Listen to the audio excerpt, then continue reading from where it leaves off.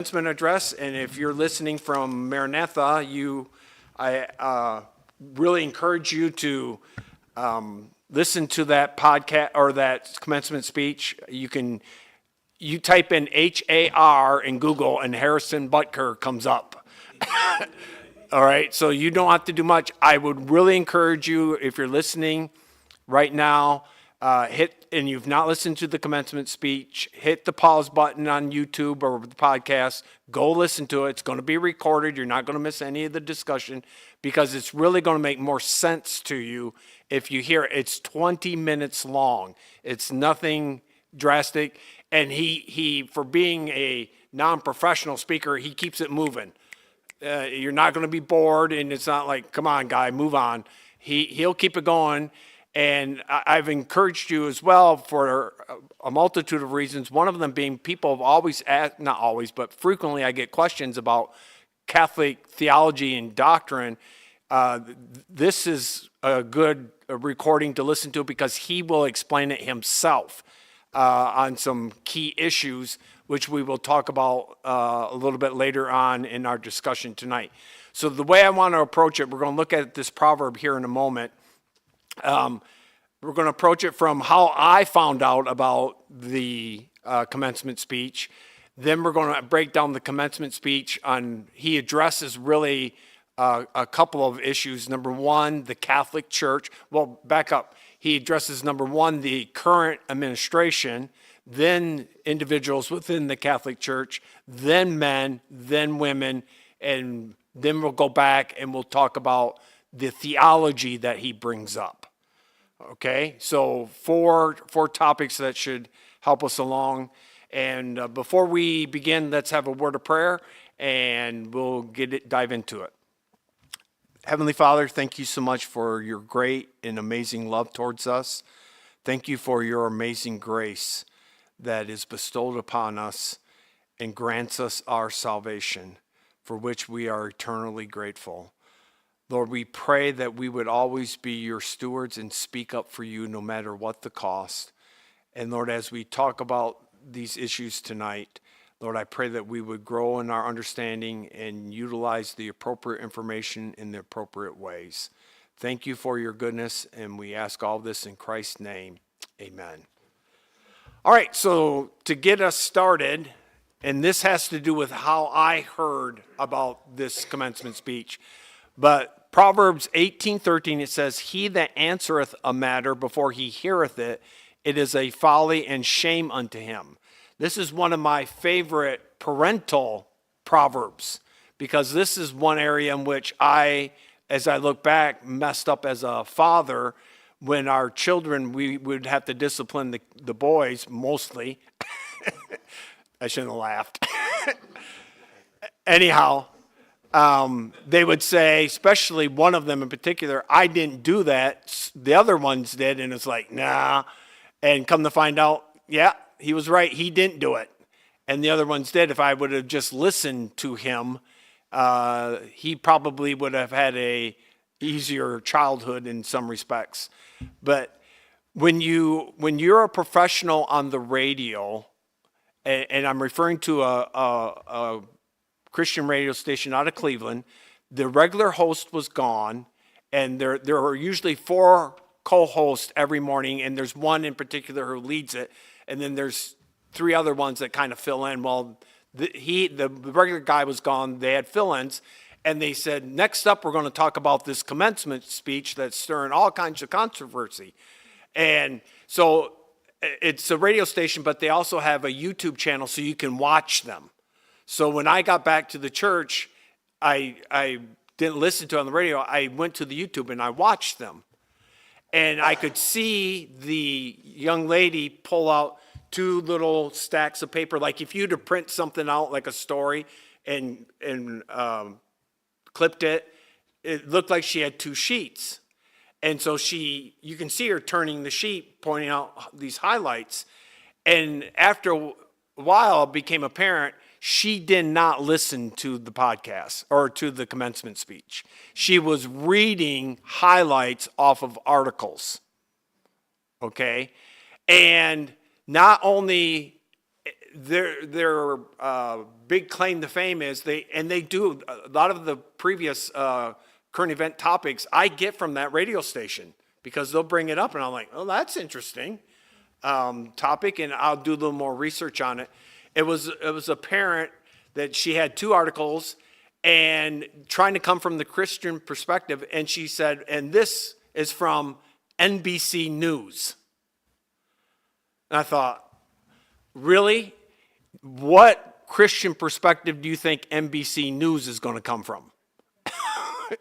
and so that was getting me more and more fired up, and I thought, what did this guy, because they didn't necessarily, this is a Christian moody radio.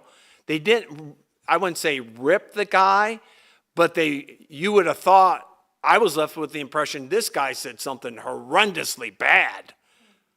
So I better listen to it. Well, Terry and I were able to, on our way to Ben and Michelle's, listen to it, and I thought, I don't see what he said was so, theologically, didn't agree with things. And we'll talk about that in a moment. But as far as throwing up some great controversy, I thought, what did he say? So I thought, I must have misunderstood Moody Radio. So I went back and I re-watched that particular day. Well, in the meantime, they must have gotten so much flack for what they said, they had to have a follow-up the next day. And so I rewatched the original one, and I thought, no, you said exactly what I thought you said.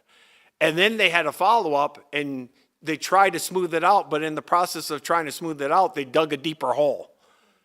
The point being, if you're going to debate somebody or talk about a particular item that's of controversy and interest, it's best to hear the whole thing in the original than start reading excerpts from news organizations. I know even after the second day, after they must have got ripped, she had not listened to it because she said, it's a 15-minute speech. And I'm like, no, it's not. And even the guest host said, no, it's 20 minutes. So she still hadn't listened to it. Well, don't get up and rip a guy for saying something when you don't know how he said it and what context he said it.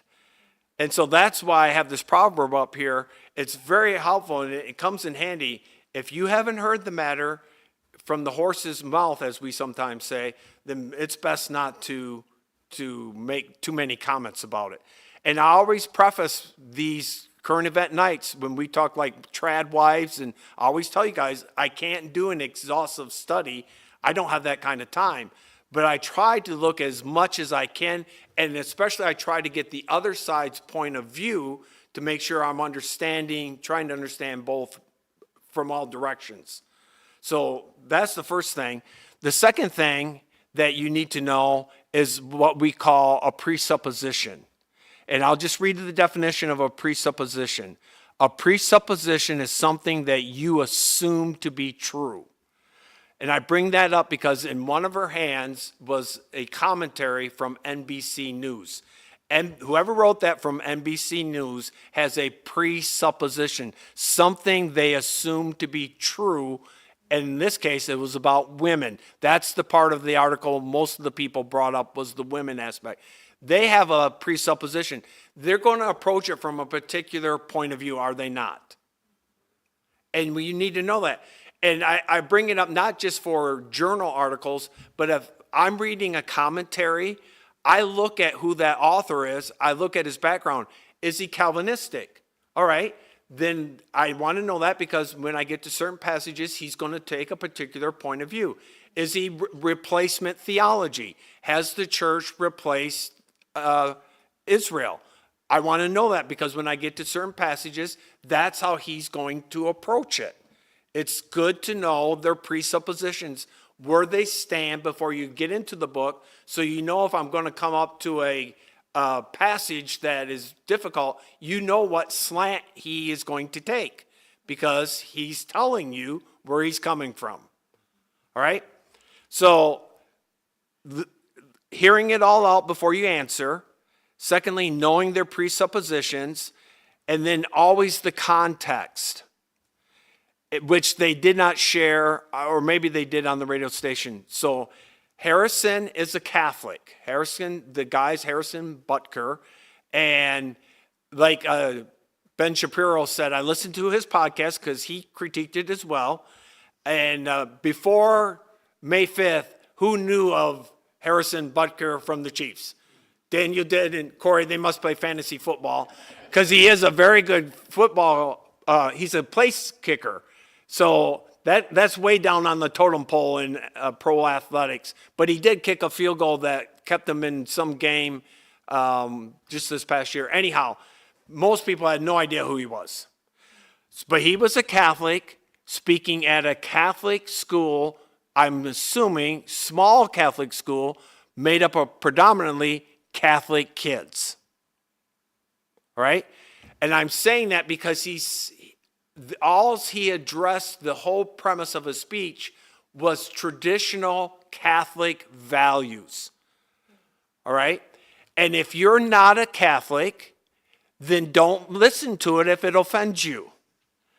I would not invite a Catholic to come to a Catholic school to talk to Catholic kids to speak to them about Buddhism. Correct? I would expect him to come talk about Catholic values. They probably rehearsed that before he talked. If you're going to come in, I want to know what you're talking about and what you're going to say, because if I'm president of that university, I'm responsible for the commencement speech. So if you don't like what traditional Catholic values are, then I would suggest you don't go to his commencement speech. And because he didn't say anything from my previous background in Catholicism that anybody should disagree with. As a matter of fact, I listened to a bishop's response to his speech, and he had nothing to criticize him about. So it was a Catholic school, Catholic college, Catholic kids. The first topic he addressed, and this is what irked me on the radio podcast, she said he basically ripped the current administration. No, he did not.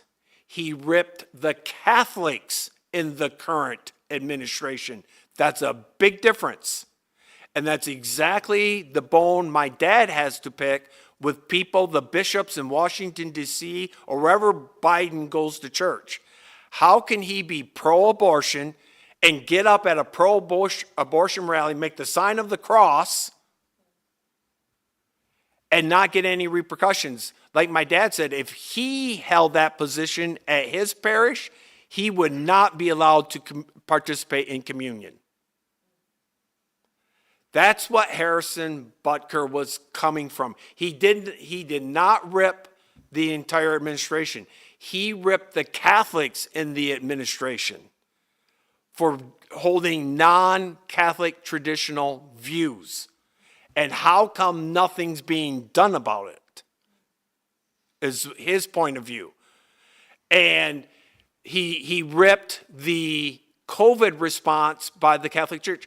And he ripped the bishops and the priest.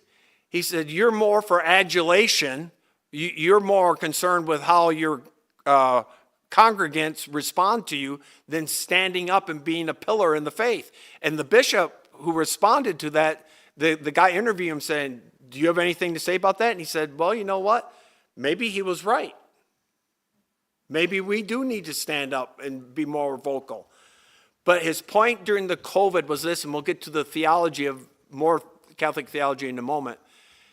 But when you understand this about Catholicism, a Catholic will tell you he or she is saved by grace. But they don't mean what we mean. I love how somebody once said this.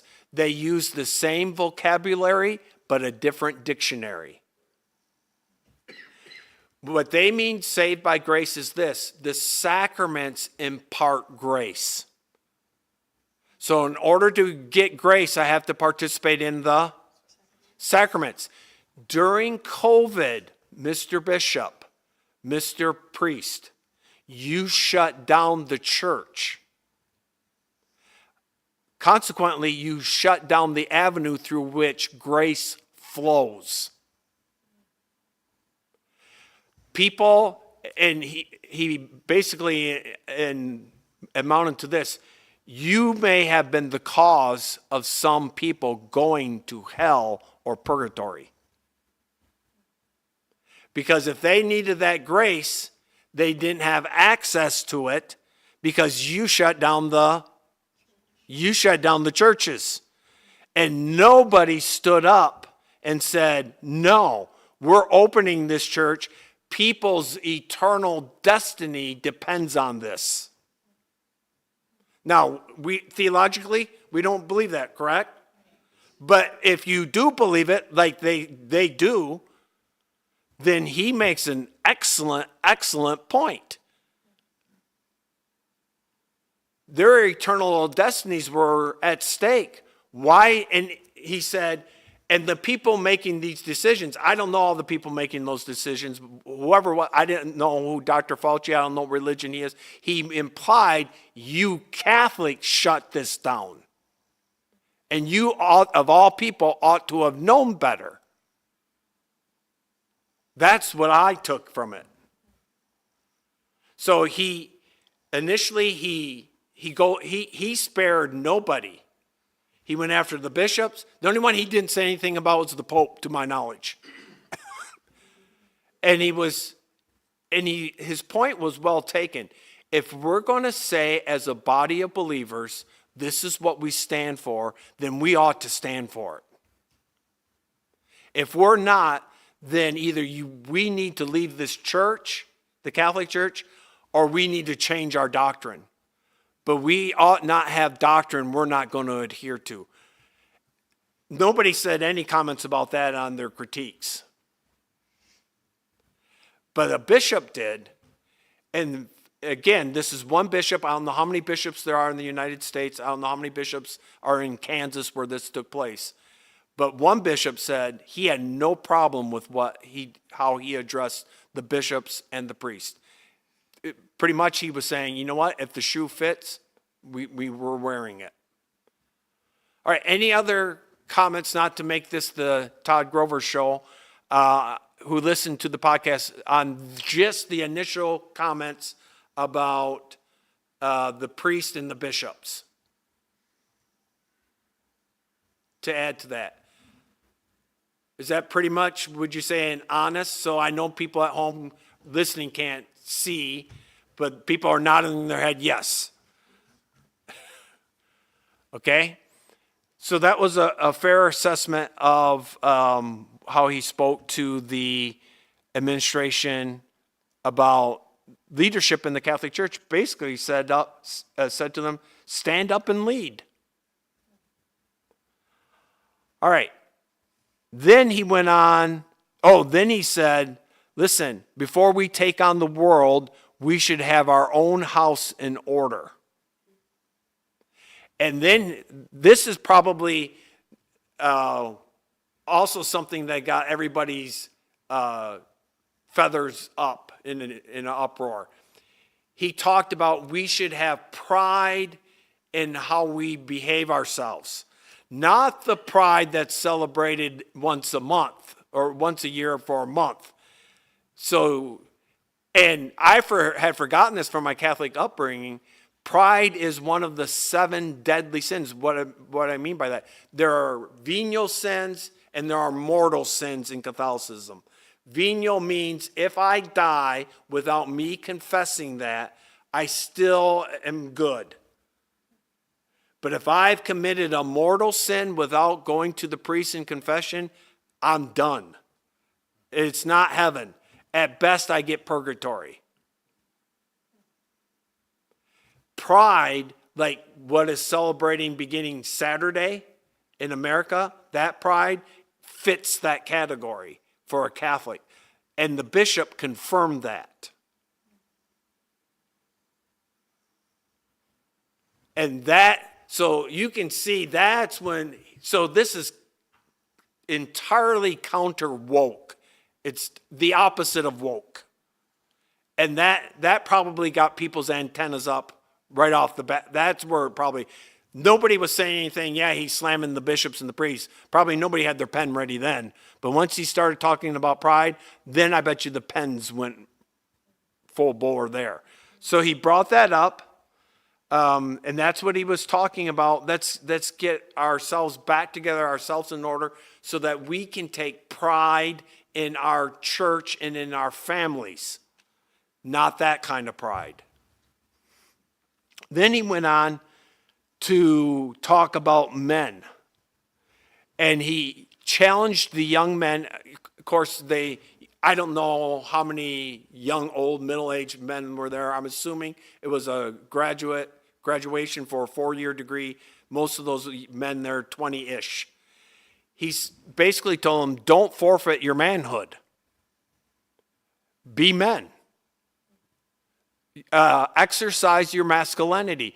Society is trying to eradicate men in our society, as in we don't need you. And he said, you set the tone for culture. Do not succumb to the pressure that society is trying to place on men, that we don't need you and you're pointless and you're worthless. No, you're not. You're absolutely necessary, and don't shrug back from it. Don't shrink back from it. Don't be ashamed of it. Exercise your masculinity like God has ordained for you to do so. Don't be ashamed of it. And that was another irking point in the commentary on the Moody Radio.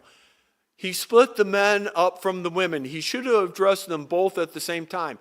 Well, you didn't listen to it. You would have understood why he was saying what he was saying. Because he was talking about traditional values in Catholicism. He wasn't talking about kumbaya, let's make everybody happy at the commencement speech. All right? He was going a little bit deeper and a little more challenging, and nothing that he said was off point.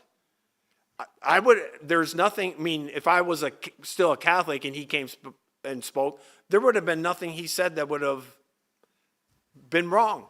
And many of the Catholics, I'm sure, are thinking what he said. I know my dad was. How do these priests or these politicians who claim to be Catholic get away with mortal sins, and you still let them go to church and participate in the sacraments? How's this happening? So anyway, he took on manhood. And he didn't say in any tone of voice that was degrading or anything like that. And then anybody want to add on anything I'm missing on how he addressed manhood? Is it fair summary that I've given, or want to add some more? Okay. Everybody, did you listen to it? Do you think it was fair? All right. Good. All right. Oh, then, and I wrote this down because many people don't know this. There is no Catholic birth control, and I don't think people realize that. In Catholicism, there is none, and there is none sanctioned. There is no such thing in traditional Catholic teaching as birth control. That's why good Catholic families have 20. Or the ones down the road from our house had 12. But and I thought, ooh. Now, we'll get into that when we get into the theology. Then he changed the topic to ladies. And I thought he did a great job. He said, some of you are, speaking of ladies, he also brought up Taylor Swift. And I've never heard of her songs. I don't know any of her songs. So I think he was trying to get a swipe at her, maybe. I don't know. And then, he brought up a movie. What was that? Alone?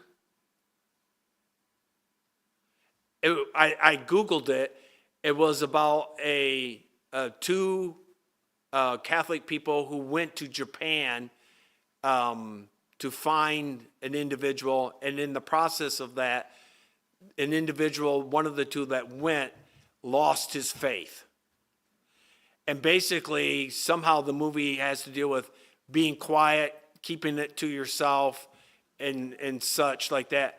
And he said, that's what society wants you to do as a Christian or as a Catholic. They want you hidden, quiet, and basically keep your mouth shut. And we have somebody in our local school district who thinks the same way. I don't care if you go to church, but don't bring your church to the school board meeting. Wrong. My Christianity is me. If you can compartmentalize your Christianity to Sunday morning at your local congregation, well, that's you. That's not us. Christ is everything to us all the time, everywhere, every place. And what he says, we're going to speak. We're not compartmentalizing. I'm not a Christian in church, then a secularist once I step outside these doors. That is called a hypocrite. That is not called a genuine believer. But that is basically what he was saying. That's what they want. They want you just to be silent. And he's not.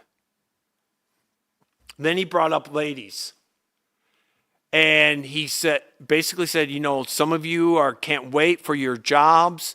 He in my mind, he never belittled women, but you women ought to be the ones to make that decision.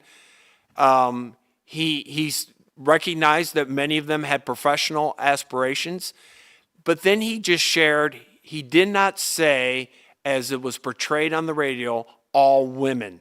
He said, my wife.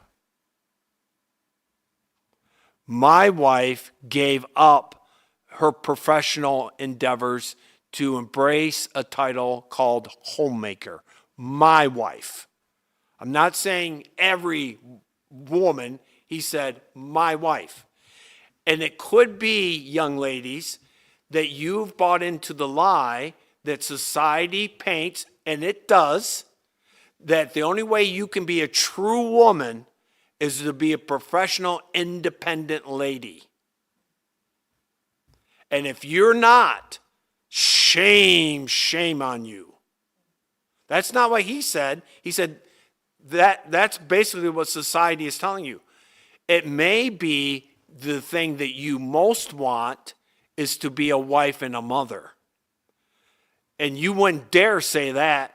I mean, we went through this little exercise when we looked at trad wives, remember? Because when I looked at some of the opposing views, they were almost spewing venom.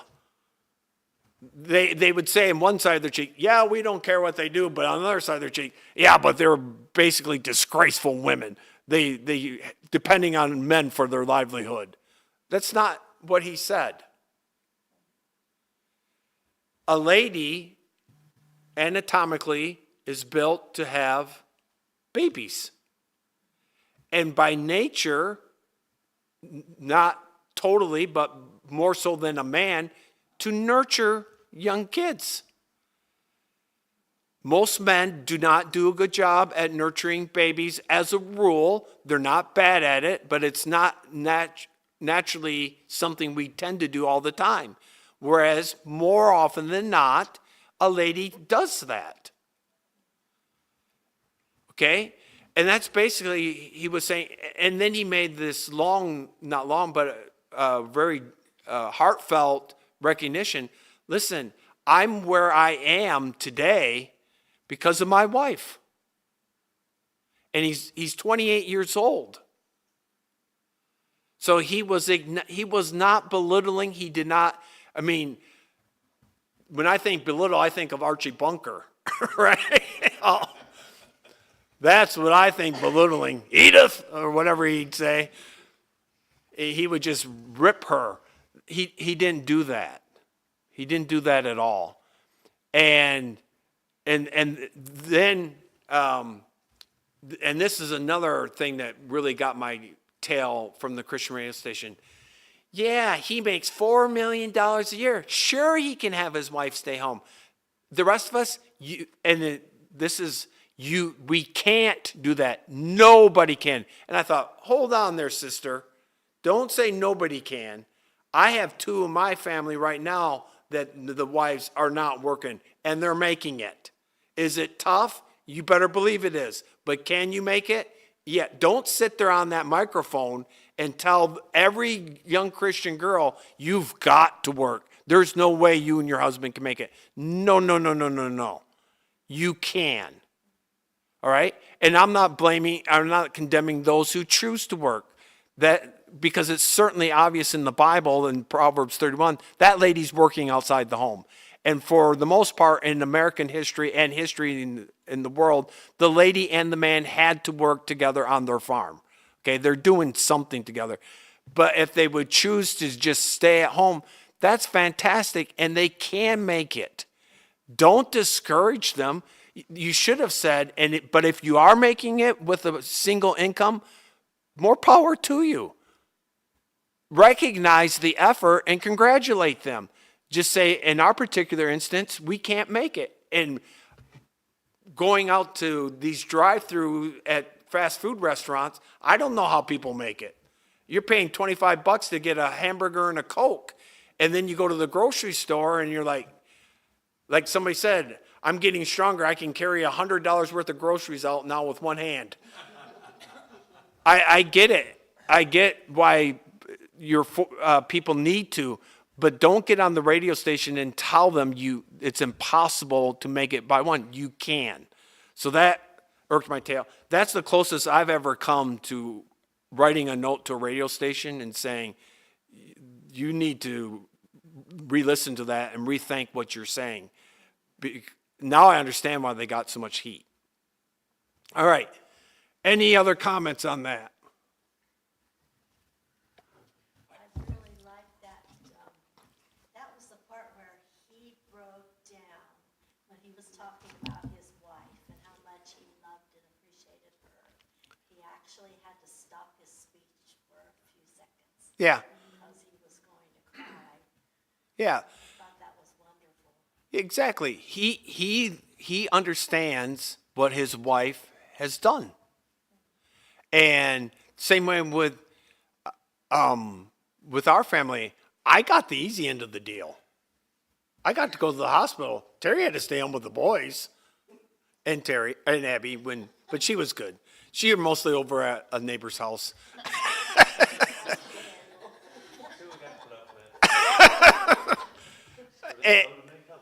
Yeah.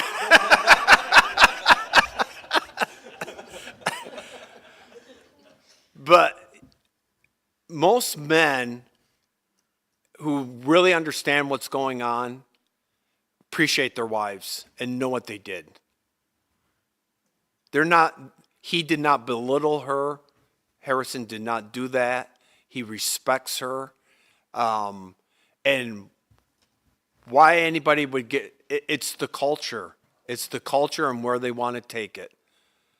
So, yeah, I know those of you listening at home, one of the individuals here brought up how moved they were when Harrison Butker was moved, when he was talking about his wife and actually had to stop his commencement speech and gather himself back up. Corey, you had something? Yeah, I would say the thing that really caught me was the social media response to Harrison Butker's speech, specifically dealing with his comments on the homemaker and wife-mother role for women. As you alluded, he was saying maybe that is what you want, and society is telling you it's not okay to be anything but an independent professional woman out in the workforce. And what did everyone do that I saw responding to it but get on and slam and trash him, and also slam and condemn any woman who chooses that lifestyle on her own, and completely invalidate that woman's choice to be that role.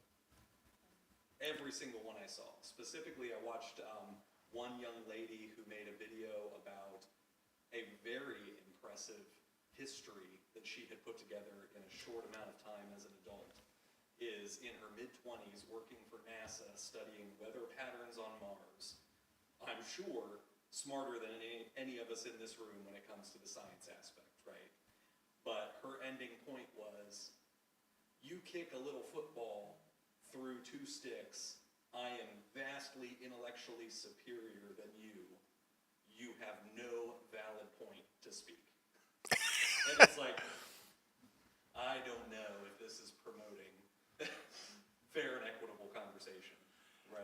Yeah, it's fair and equitable when it's going the direction we want it, when it's not.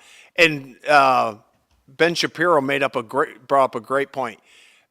Colin Kaepernick, or however you say it, from San Francisco, he dropped down on a knee and protested the national anthem, and he was made a millionaire, multimillionaire. Nike signed a deal for him. This guy talks about traditional values, and everybody wants to kick him out of the league. Yeah. Well, I think it goes to prove that there is an agenda, and even though he's not a Christian, he's talking about biblical principles. And what's amazing to me is you can watch on the news, like for instance, an actress just came out today, said the greatest privilege she has is being a mom. And that's applauded. I've seen several of them on Fox News that have come out and said, I love being a mom, but nobody gives them flack because of how they've done it. Yet he is saying the same thing, but because it's from a Male what perspective. the world would call a Christian point of view. Yeah. I wouldn't even say a man, a Christian yeah. point of view. Then it's attacked. If Taylor Swift came out tonight and said, I'm going to get married and have kids and do it this way, she'd be applauded, and probably half of the 30-year-old single woman get married and start having kids that listen to her, because it's who's saying it. And I think that's the thing to understand is, no, he is not saved with Catholicism, but the principle he's applying is biblical. And therefore, that's where the spiritual warfare is coming in. People don't want to hear somebody talk about the Word of God, because at the end of the day, it comes down to this book. Yeah. That's where he's drawing it from. He may not even recognize it, but that's what the Word of God has taught us from Genesis. And I think that's where you got to be. I think that was something that's very revealing is, how is it women that come out and say, this is the greatest privilege I have, and they get applauded, but a man says the same thing from his perspective, applauding his wife, and yet he's told he's the worst thing, and he needs to not even pursue his career anymore. Yeah. I think it's all the biblical. Biblical principles and who said it. He had every strike against him. He was a white male Christian. You don't say anything in this environment. If you do, you're going to get slammed. Or unless you're Taylor Swift's boyfriend, then you can chug a beer at your commencement address when you get your diploma, and everybody applauds you when you chug your beer in front of everybody and chuck the can. Well, because he fits the stereotypical male today. Yeah, a drunk or... That's who they want you to be. Yeah. That's the key, is this is who we want you to be versus this is what we don't want you to be. I think that's also the main thing. Yeah. Any other comments before we get into some of the theology he talked about? Because this is very enlightening for people who want to know how to talk to a Catholic individual. He told you what they believe. Okay? I know I've tried to tell people, here's another individual, and the reason I'm so concerned is I've seen people converting, and some of the reasons they just don't understand. But before we go there, I wanted to make sure anybody else want to add anything before we get into the theology of the issue? When you listened to it the first time, did you think, oh, no wonder he's getting slammed? That's awful. Anybody here think that? I thought it was admirable how passionate he was about it. Like, I thought he was more passionate than people in some Christian circles. Yeah. That we think, like, are actually what we believe.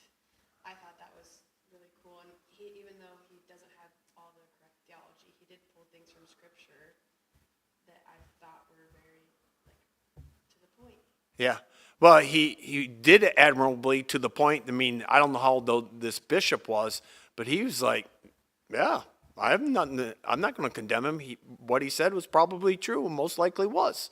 Us bishops and priests need to get it together. And he didn't care either. Like, he pretty much openly said that. I'm pretty sure that he wasn't shy about saying stuff that people aren't comfortable hearing. Like, Yeah. he was okay with saying it, and I wish more people would like that. Yeah. He said, lean into your faith. I think overall he, like I said, I don't believe he's saved, but his character speaks volumes because even the players' comments, they interviewed Patrick Mahomes, they interviewed Andy Reid, and both of them have said, we may not agree, but his character, who he is day in and day out, agrees with what he said. And I think that is just as much of a testimony of who he is. He wasn't just getting up because he had an opportunity because he won a Super Bowl to speak. This is who he was. Yeah. He's authentic.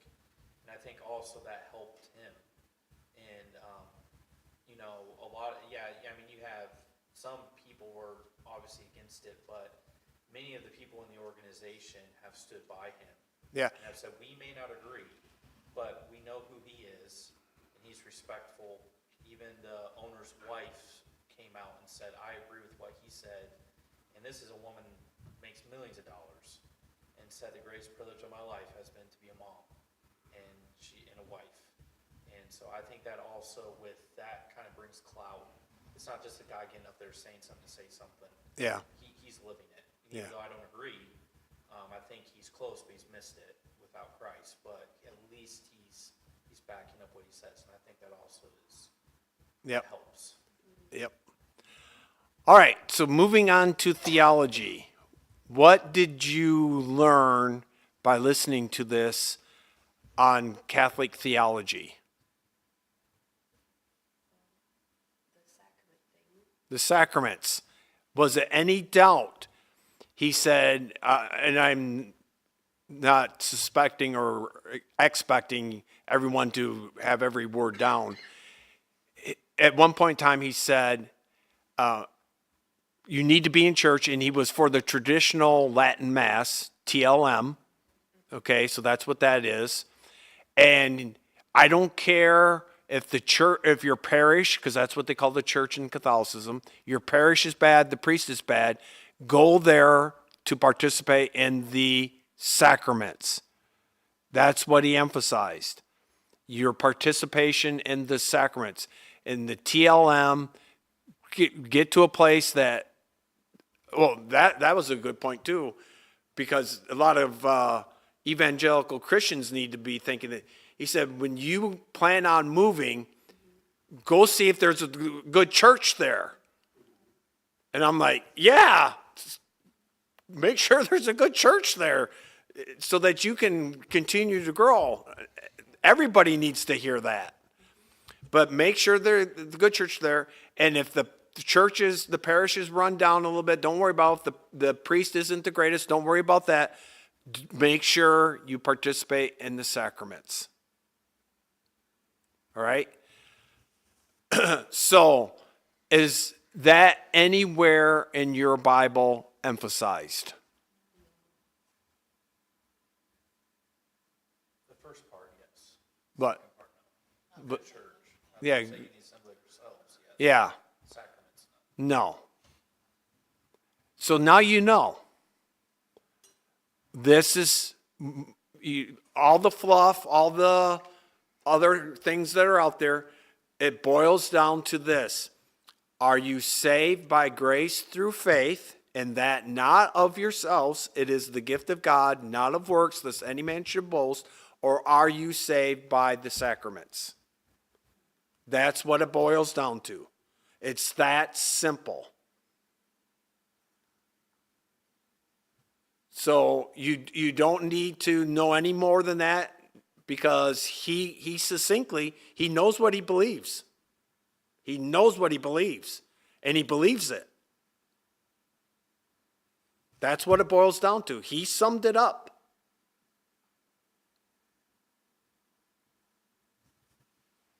So there shouldn't be any question now, others may have other opinions, but what he basically said is what I was basically taught through from first grade on up through 21 years old.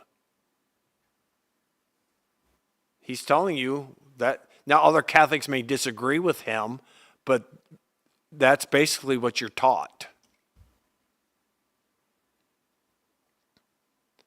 Any questions on that? Where do they draw that out of the Bible? Where Jesus said, eat my, and John. So he's talking about the literal Yeah. body and, okay. Yeah, and that's how Christ doesn't come into you by faith. Comes into you physically. He physically comes into you. He's physically in the wafer. And if you want him in, for example, I was talking to an individual, if I sin, I have to go to confession, confess my sin, then I need to go to the Eucharist and get Christ back in me. So you can, in essence, lose your salvation. Yes. That's why purgatory is a good place to have available, because I can get caught there. That's why he was so upset when they shut down during COVID. That's exactly why I was so upset when they shut down COVID. They're not getting Christ. We get Christ by faith. We believe at the moment of our salvation, the Spirit of the living God enters us and does never, ever depart. That's not how they believe. They believe that he enters you through the Eucharist, literally. So if you don't have the sacraments before you die, is it purgatory or hell? Do they even believe in a literal hell? Yeah, they believe in hell. Don't they think they can pray you out of purgatory? But you can get into purgatory and you pray people out of purgatory. If I died and went to purgatory, I'm not getting out until I do my sentence. It's like jail. Whatever might remain that's not been taken care of, I don't know who decides how long you spend there. It must be God. And for example, if I think a relative is there, there are so many Hail Marys you can say and so many Our Fathers and acts of contrition that can get you out of there ahead of schedule.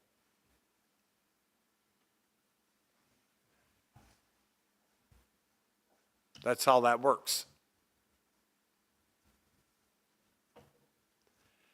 Probably the fact of the matter is, I would say the majority of probably average Catholics don't even know that. So it's not even they don't have to pay anything, it's how many Hail Marys and prayers they pray. It's time. Out. Yeah. Try to get the loved one out. Or Where does it all dedicate. back in the Bible, you know? No. I know Purgatory is one of the extra books that they have, one of the wisdom books. But I don't know where they get the praying to get them out. You can have a mass said for a person, and that cuts so much time off of them, that sentence. There's all kinds of things you can do.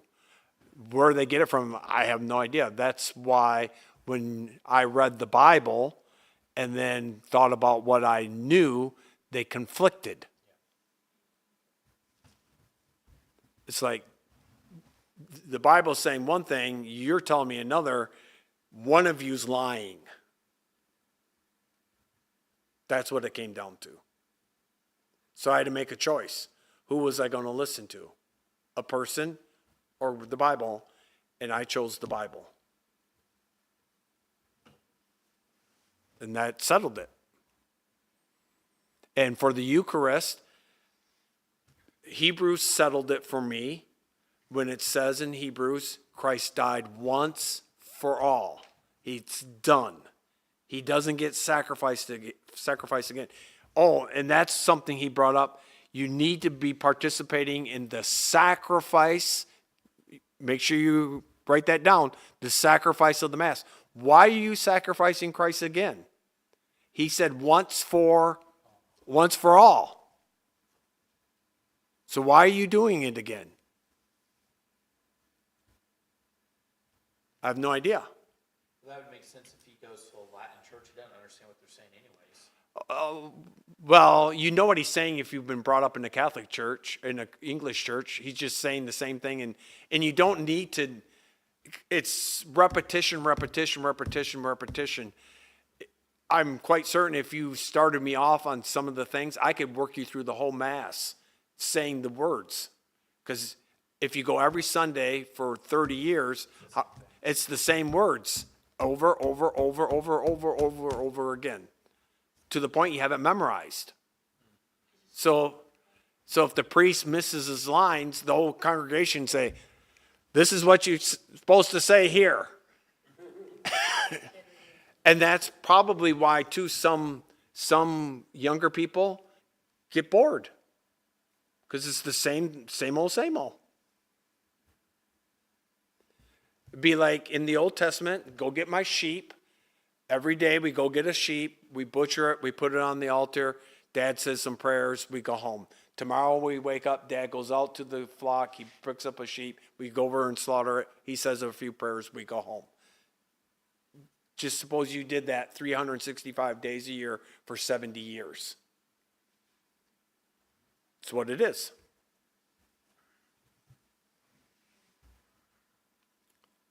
So, and he's sincere about it, and you have to understand that.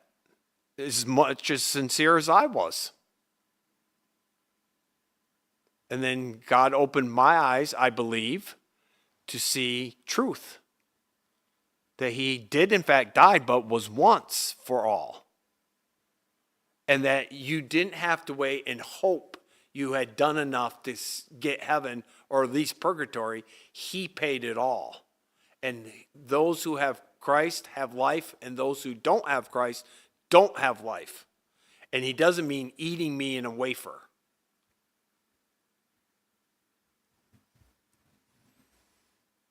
Any other comments or questions on that? So overall, I mean, that's a great commencement speech to watch a couple of times for a multitude of reasons. And we need to be praying because they went after him because of, they would say, Christian faith. They're going to come after us all. And the speaker at the National Day of Prayer from Canada, that was his whole point. I mean, he was imprisoned 100 and some times for being a Christian. Solitary confinement for being a Christian. So we have our work cut out for us in our culture, shine our lights. And to encourage if this is the pressure our young ladies are facing, we need to encourage them. Because they're getting mocked for something we would say is their choice, and if they choose it, we need to stand behind them. All right, any other comments or questions? I just think it's sad how the young ladies on a Christian radio station, we've become so secularized by the world that instead of just having a fair point of view and just listening and hearing somebody out, we've become so far to the other side even that young people that are going to impact other young people for years to come don't even have an open mind to what the Word of God says on a Christian radio station. You know, the fact that they came out and said what they said. You can't do this. You can't make it anymore. I think it's just sad to think that that's the mindset now in our world, in America, I should say, not in the world, in America specifically, that you sell yourself to an ideology rather than trust the Lord and let him lead you in whatever path he leads you, how he leads you. I think that's just a very sad thing. Yeah. You know. So it's a reflection of what's going on. And I'm thinking if they got the pushback that they did, that young lady won't do that again. But it does express what is going on in American Christianity among our younger believers. I guess what I'm saying is we've traded the biblical worldview for... I understand totally what you're saying. Yeah. It's sad, and so we need to understand what's going on with our young people, what obstacles they're facing, and be willing to address them. Because, I would say they would be above average in their effort to live out their faith, that group, but that's what they're getting for pushback, to the point that they've not accepted, but acknowledged it to a great degree.